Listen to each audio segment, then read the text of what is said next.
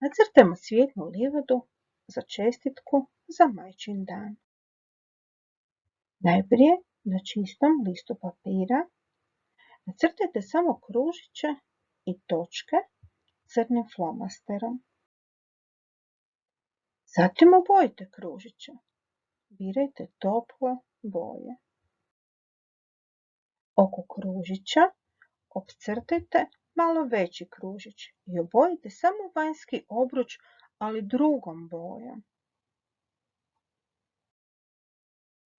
Opcrtajte još jednom malo veći krug i njega obojite trećom bojom.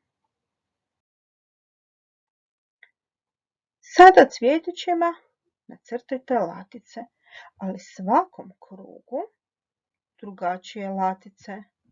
Neka vam budu uredne. Nemojte ovako neuredno ko moje.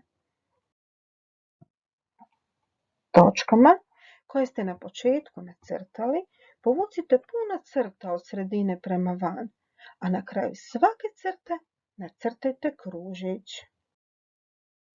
Te kružiće na krajevima obojite različitim bojama.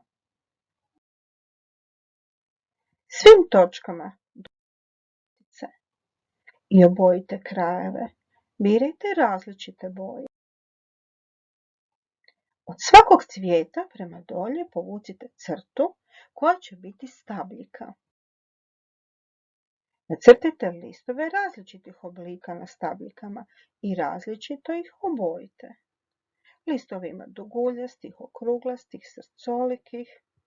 Neke obojite, a neke listiće nemojte obojiti, već im nacrtajte teksturu. Završena livada popunjava gotovo cijeli papir. Pogledajte kako raste.